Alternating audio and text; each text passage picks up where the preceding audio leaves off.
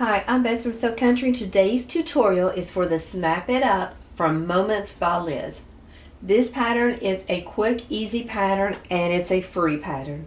I've already done one version on my channel. I did the clear vinyl with jelly on my channel probably a couple months ago. I will put a link to that video in my description if you want to make that version. This version with the clear and jelly vinyl, I left it raw edge, so it was a little bit different, and it definitely was different from the way the pattern was written. So for this tutorial, I wanted to show you two different ways to make this. The original pattern calls for 2 layers of cotton woven, 1 layer of a medium weight interfacing, and 1 layer of fleece, thermoland, batting, whatever you have. So I wanted to try some different things. I know for a fact that that version works, but lots of times when I make a video, people will ask me in the comments, well, what if I did this, or could you use that? So today's video is me showing you all the different ways you can take that original pattern, which is a free pattern like I said, and use it to fit best in your sewing room. So the first thing I did was I made one out of 2 layers of vinyl. I did not add any interfacing. I did not put anything in it. Yes, my vinyl is a thinner vinyl. You can see even folded, it's still thin, and it's a very flexible vinyl. It was still a little tricky to sew.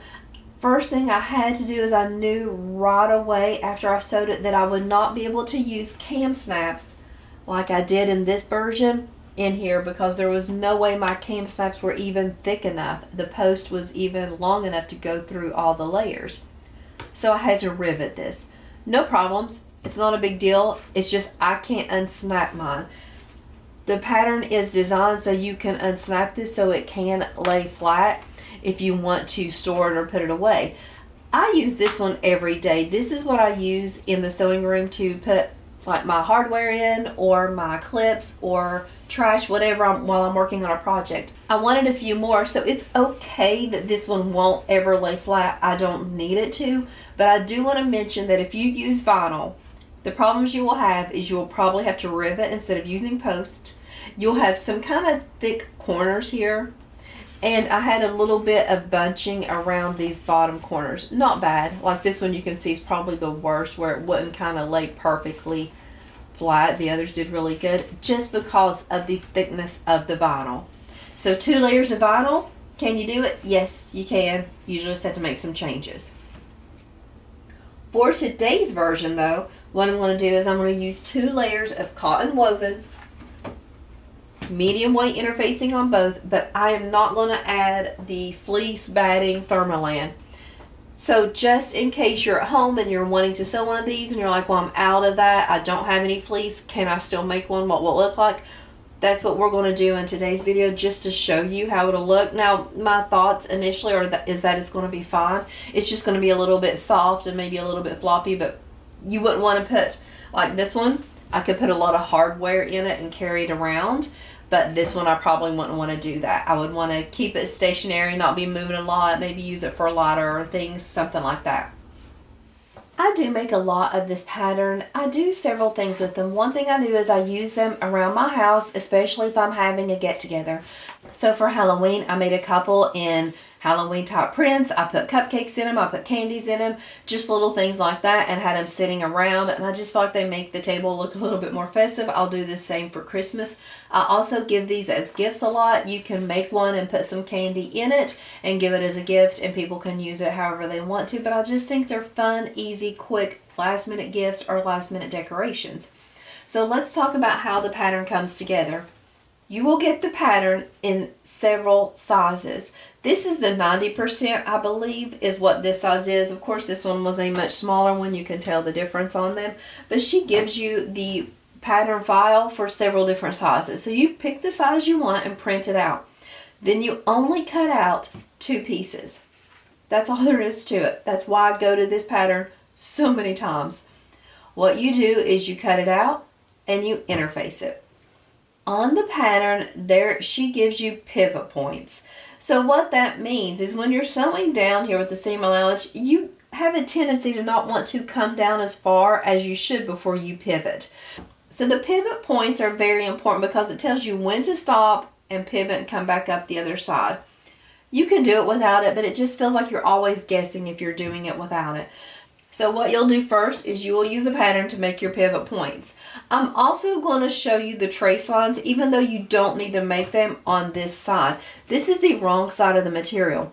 So the pivot points you do need to make. Here's a pivot point. Here's one. Here's one. Here's one.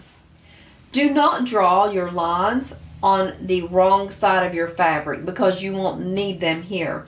You'll wait and draw them on the right side. I just wanted to show you what they would look like since I didn't want to get the pattern piece here on camera, and show you that this is the lines that we're going to, after we sew this together and turn it, these are the lines that we're going to sew on.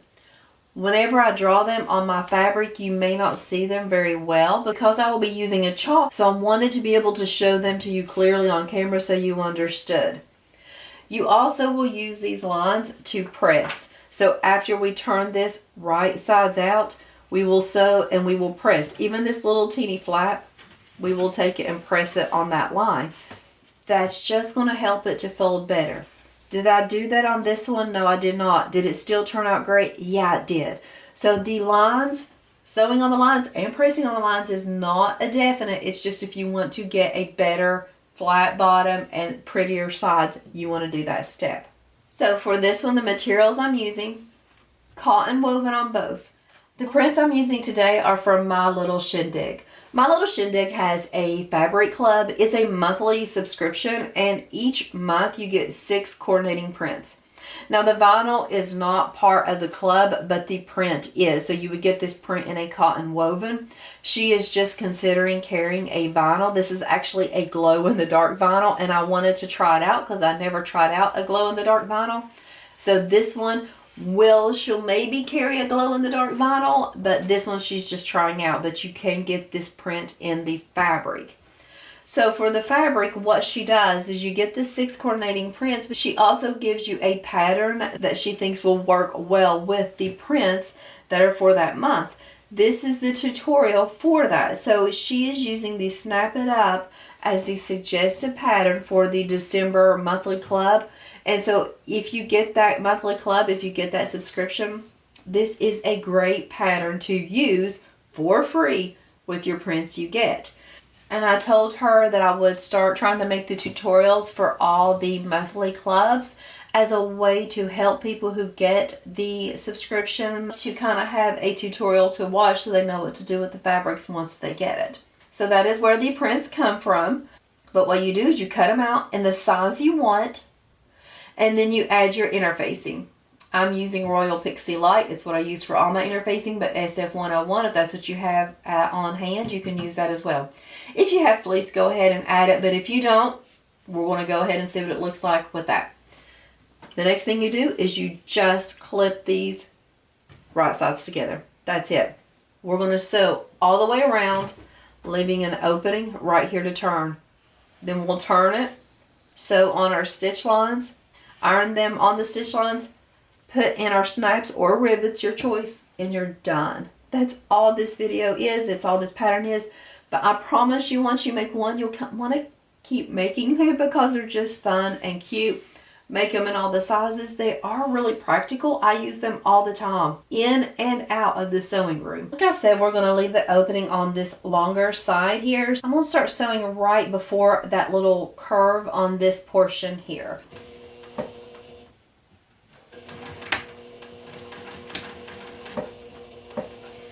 You can see there's a slight curve here. Just kind of follow that along. It's not a really harsh curve, but it just kind of helps everything to look better and lay nicely if you do that. We got a little pivot here.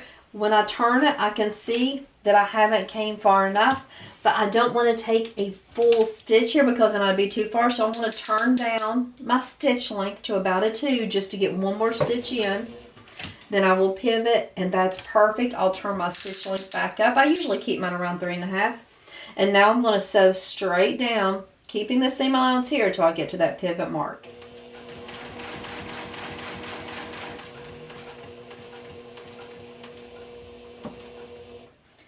I'm not going to get quite in that pivot mark with my stitch. I'm going to turn it down again to about a 2. One more stitch, turn it back up. And you don't have to do that. It's just little things that I do. So whenever I pivot, I'm going to line up this part back up with my seam allowance, that 1/4 inch seam allowance, so I can continue it all the way down here.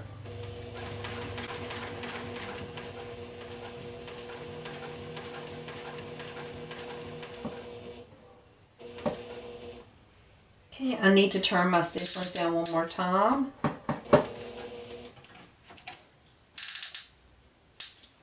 Pivot again. And we're just going to continue doing that all the way around until we get to where we're going to stop to leave our opening.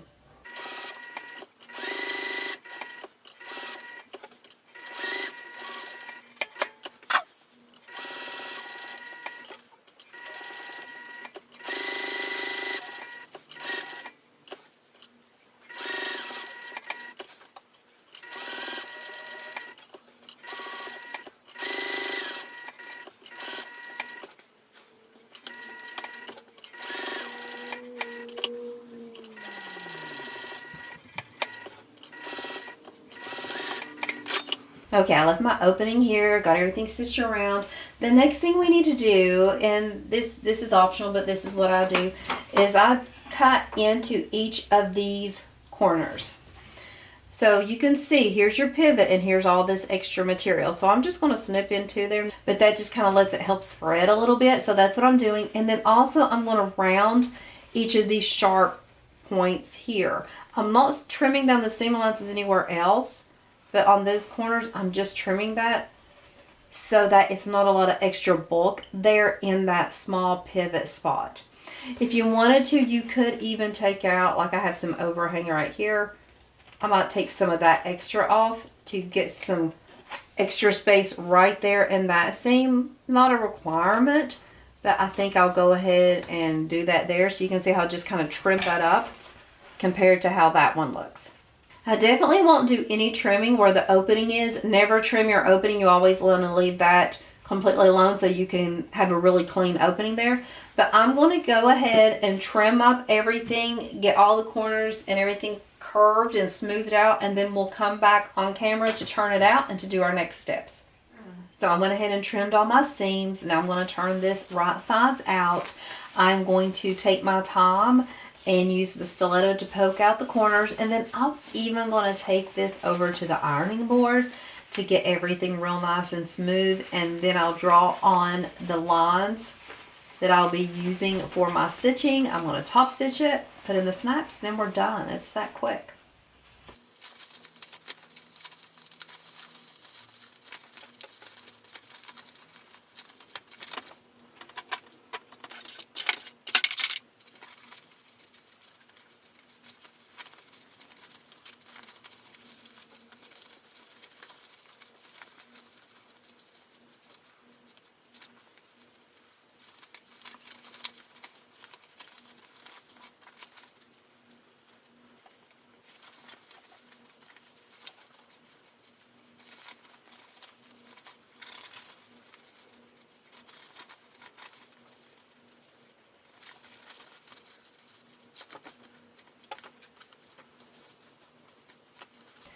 Now if you have, after you've turned this out, if you have your corners, any of your corners looking like this, you just need to go in there and snip a little bit more. And so I just need to snip closer. So I'm not going to turn the whole thing out because I just poked the corners out. But I am going to go right to this area, just like whenever you're doing a zipper box. Anytime you have that, just snip in a little bit more. Make sure you snip just in the corner, not through any stitches.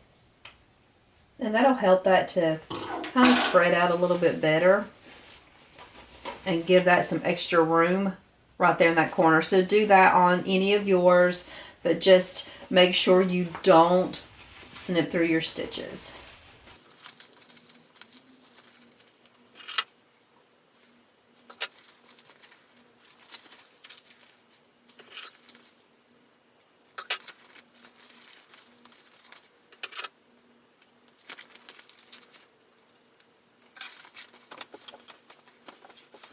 Okay, now at this point what I'm going to do is I'm going to take this over to the ironing board and I'm going to iron it out. I'll go ahead and put my fingers in here to close this up and iron this part as well. So I like to just stick my fingers and then kind of pull, and the fabric pretty much goes the way you want it to when you do it that way. I'll make sure everything looks nice and even. And then also, after I iron everything flat, I'm going to take out that pattern piece and draw on those lines and that I want to use for the top stitching to help it fold the right way. So let me take the time to do that, and then I'll come back and show you what I got. So I have my tray ironed flat, and I still have the clips where the opening is. I went ahead and added my chalk lines for top stitching. Now, like I've said, I always top stitch all the way around the exterior, the outside of the basket, but I usually don't top stitch on the inside. I'm definitely going to on this one because where I don't have anything extra in here, like any fleece, or it's not made with a vinyl, I feel like those extra lines are really going to help provide a little bit more support and guidance. So since this is a kind of a flimsier material, but honestly feeling it right now, I actually like the way it feels. And I think it is fine to skip the fleece if you don't have it. But let's go ahead and top stitch all around and top stitch on all the lines that you drew from the pattern. When I'm top stitching, I'm going to start right here with the opening and go ahead and lock in my stitches there. I'm going to do the top stitching 1/8 of an inch away from the exterior, and then I'll sew top stitch directly on the lines that I drew.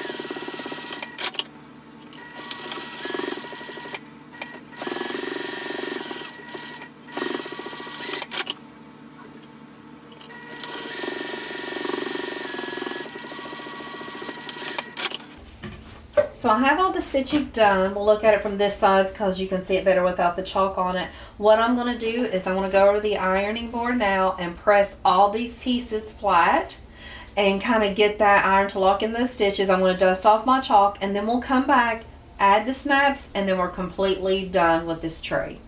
So now I have everything ironed and ready to go, and I went ahead and got the tools out that I'll need to use to install the snaps. Like I said, you could also do rivets if you wanted to. It's just that you wouldn't be able to lay it flat if you ever wanted to put it up for storage. So the way I do it is I first clip everything all the way around, make sure I like the way I look at make sure that I like the way it looks, and then I'll come back and install all the snaps. So I just push the two ends together and I kind of line them up to try to make sure they're even and flush with each other and put a clip there. I like to have them all going the same way. So if this one is the first one, I'll come this way and put this one as the first one. Just out of it. I mean, it doesn't really matter. And if you feel like it lays better doing alternating, do alternating. It's not going to affect it at all. You'll see in the end, everything's going to look fine, no matter which way you do it. Okay, so first thing let's talk about is the structure with no fleece still looks great. So I do think this is a perfect alternative if you do not have fleece there. If you have fleece, use it. It gives it just a little bit more stability, a little bit more support, but don't let not having fleece prevent you from doing this pattern. The next thing I'm going to do is, now that I have this all clipped, everything looks good, I'm content with it. I take this tool, you don't need this, but I got this on Amazon and I do like to use it. It just makes things easier for me. It is a heavy duty hole punch and it can go through any layers at all. So I'll start one at a time and I'll take the hole punch and go just a little bit down. I want to go a little bit past my stitching right there in the middle, and then I just apply the pressure to go through both holes. It should go through both holes easily. If it doesn't, then you can do one at a time. I already have my snaps out. For the can snaps, I will need 2 backers The backers are just the smooth parts on one side and the post on the other, and then I'll need a male and female. I will need 2 snaps for each side, so I will need a total of 8 cam snaps. 4 male, 4 female. Okay, so now I can just open it up. I'm going to put on the exterior, put one of the smooth posts, and it doesn't matter which one really you do, and then one of the male or the female. I just slide it in there like that. Then I use the tool. Mine is old, it is squeaky. I've had this for probably at least 10 years, if not longer, and it still works just fine. The black part is where I sit the smooth portion. The gold or yellow part right here is where it is going to press down on the post to kind of flatten it out, mushroom it out so it stays closed. I use a good amount of force on this. I really want to kind of push that post to where it opens. When I look at it, I can see it has mushroomed out. It did work. That one's fine. So on this one, I'm going to put the post on the inside. The smooth part, the smooth end part on the inside, and then for this one for me is the male portion. I'm putting it on the outside.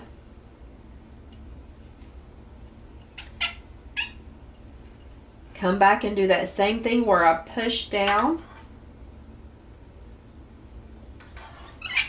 Check it to make sure it's open. Did great. Snap it to make sure it works. It's perfect. I'm going to do this all the way around the other ones, and then we are done with our tray. It looks great.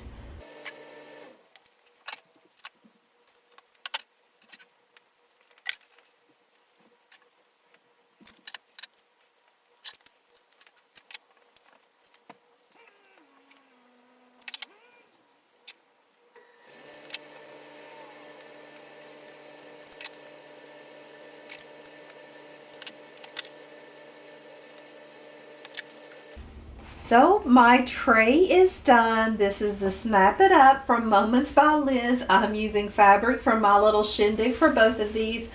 I seriously love them. They're so cute. So this one's vinyl. Yeah, you can see it's a little bit more stable, a little bit more sturdy. This one you can see how it's a little floppier because I have no stabilizer in this one. I have interfacing, a medium weight interfacing, 2 layers of that, but I have no fleece. So definitely if you have the fleece or thermoland, I like that, but don't let it keep you from doing this project. Like I said, this one I've been using, but you also can do this raw edge. I do have the tutorial for this linked in my description, but here is the Snap It Up tray. Do these. They're quick, they're fun, they're easy. Free pattern. Nothing to lose. If you don't have snaps, use rivets. You could also probably just sew these if you don't want to use anything. Just put a line of stitching right there, stitch this together. If you're like, well, I don't have snaps or rivets, do it that way. Velcro maybe, whatever. Just make it work for you so that you can create no matter what tools or what materials you have on hand. Thank you for watching another tutorial of mine. I'm going to go ahead and I have another free pattern that I'm going to film with these same materials after I finish up this one, and you'll see it in a few days. So go ahead and be watching for that. Thanks so much for watching another tutorial of mine. I hope you guys have a great day creating something beautiful, fun, unique in your sewing room.